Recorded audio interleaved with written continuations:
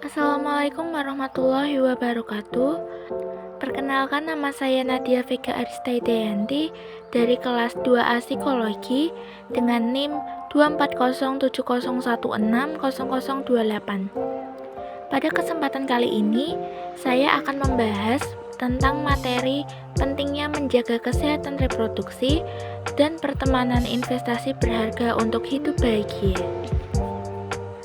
Baik, langsung saja kita masuk ke materi pertama, yaitu kesehatan reproduksi. Kesehatan reproduksi adalah kondisi sehat secara fisik, mental, dan sosial terkait sistem reproduksi, dan bukan hanya sekedar bebas penyakit. Hal ini penting bagi setiap orang karena mempengaruhi kualitas hidup, keluarga, dan masyarakat. Selain itu, kesehatan reproduksi juga sangat penting sebab termasuk hak asasi dan investasi untuk masa depan yang lebih baik. Kemudian aspek utamanya yaitu ada 3. Yang pertama, ada kesehatan seksual yang aman dan bertanggung jawab. Yang kedua, pencegahan dan penanganan penyakit menular seksual atau bisa disingkat dengan PMS. Kemudian yang ketiga, ada pemberian informasi dan layanan kesehatan reproduksi untuk remaja. Cara menjaga kesehatan reproduksi. Yang pertama, yaitu menjaga kebersihan organ reproduksi.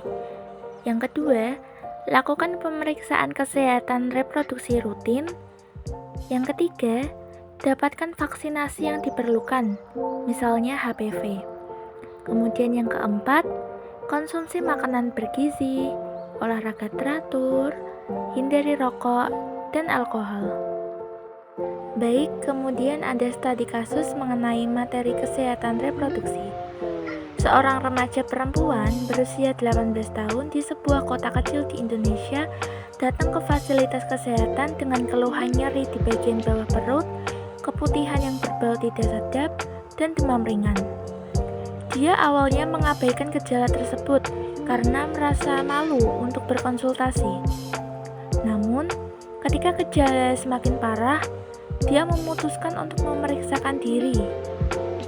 Setelah dilakukan pemeriksaan, dokter mendiagnosisnya dengan pelvic inflammatory disease atau bisa disebut dengan PID, yaitu infeksi serius pada organ reproduksi yang biasanya disebabkan oleh bakteri. Seringkali akibat infeksi menular seksual seperti chlamydia atau gonore. Saat ditanya lebih lanjut, remaja tersebut mengaku telah melakukan hubungan seksual tanpa perlindungan beberapa kali dengan pasangannya tanpa memahami risiko yang ada. Dan dokter pun menjelaskan bahwa PID dapat menyebabkan komplikasi serius, termasuk infertilitas jika tidak segera diobati. Baik, kita akan masuk ke materi yang kedua, yaitu pertemanan. Pertemanan adalah hubungan istimewa yang didasari kasih sayang, saling menghormati, kepercayaan, dan juga dukungan. Lebih dari sekedar kenalan, teman adalah orang yang kita pilih untuk berbagi suka dan duka, sehingga memperkaya hidup, memberikan rasa aman, serta meningkatkan kesehatan mental dan emosional. Selanjutnya ada 5 manfaat pertemanan. Yang pertama adalah dukungan emosional, yaitu tempat berbagi perasaan, kegembiraan, dan masalah. Kemudian yang kedua ada rasa aman, yaitu memberikan penerimaan dan mengurangi kesepian. Kemudian yang ketiga ada pertumbuhan diri, yaitu teman dapat memberikan sudut pandang baru dan mendukung pencapaian tujuan. Kemudian yang keempat ada kesehatan fisik, yaitu terbukti dapat menurunkan resiko penyakit jantung, meningkatkan kekebalan tubuh, dan memperpanjang umur. Kemudian yang kelima ada kebahagiaan, yaitu meningkatkan suasana hati dan mengurangi stres. Kemudian ada 6 karakteristik pertemanan sehat. Yang pertama adalah saling menghargai pendapat dan batasan. Yang kedua, kejujuran, kesetiaan, dan dapat diandalkan. Yang ketiga, dukungan tanpa menghakimi. Yang keempat, komunikasi yang jujur dan terbuka. Yang kelima, kemampuan untuk saling memaafkan.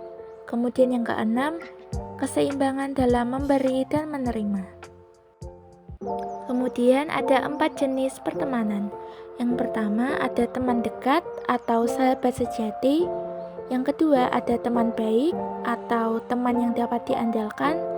Yang ketiga ada teman biasa, yaitu hanya sekedar kenalan yang menyenangkan. Kemudian yang keempat teman online. Kemudian ada 4 cara merawat pertemanan. Yang pertama adalah luangkan waktu untuk bertemu atau berkomunikasi. Kemudian yang kedua adalah saling berempati. Kemudian yang ketiga adalah saling memberi dukungan. Yang keempat adalah menjaga kepercayaan dan hindari hal-hal yang dapat merusaknya. Kemudian ada studi kasus mengenai materi pertemanan. Devi dan Nita bersahabat sejak SMP. Namun, persahabatan mereka berubah menjadi berat sebelah. Nita yang insecure dan dramatis sangat bergantung pada Devi untuk mendapatkan validasi. Setiap masalah sekecil apapun pasti selalu diceritakan kepada Devi dengan berlebihan dan seringkali menyalahkan orang lain. Devi sebagai sahabat yang baik selalu mendengarkan dan memberi saran, tetapi lama-kelamaan merasa lelah. Nita tak hanya butuh dukungan, tetapi juga bantuan dalam menyelesaikan masalahnya. Ia meminta Devi untuk menemaninya, meminjamkan uang, bahkan mengerjakan tugas kuliahnya. Devi selalu membantu karena dia tidak tega untuk menolaknya. Namun ini sangat menguras waktu dan energinya. Selain itu, Nita sering iri dan kompetitif terhadap Devi, meremehkan pencapaiannya, membandingkan diri, dan bahkan menyebarkan gosip karena cemburu. Devi merasa terjebak dalam persahabatan toksik, merasa bersalah jika tak membantu, namun juga terbebani dan tidak bahagia. Devi merasa bahwa persahabatan itu hanya menguras energinya. Selanjutnya ada kesimpulan. Yang pertama, kesehatan reproduksi mencakup kesehatan fisik, mental, dan sosial terkait sistem reproduksi. Hal ini penting untuk kualitas hidup individu, keluarga, dan masyarakat. Cara menjaganya meliputi menjaga kebersihan, pemeriksaan rutin, dan gaya hidup sehat. Kesehatan reproduksi adalah hak asasi dan investasi untuk masa depan yang lebih baik. Kemudian yang kedua, pertemanan adalah hubungan yang didasari kasih sayang, saling menghormati, dan kepercayaan yang memberikan dukungan emosional, rasa aman, pertumbuhan diri, bahkan manfaat kesehatan fisik dan kebahagiaan. Pertemanan sehat ditandai dengan saling menghargai, kejujuran, komunikasi terbuka, dan kemampuan memaafkan. Merawat pertemanan memerlukan waktu, empati, dukungan, dan menjaga kepercayaan, menjadikannya investasi berharga seumur hidup. Sekian penjelasan materi dari saya.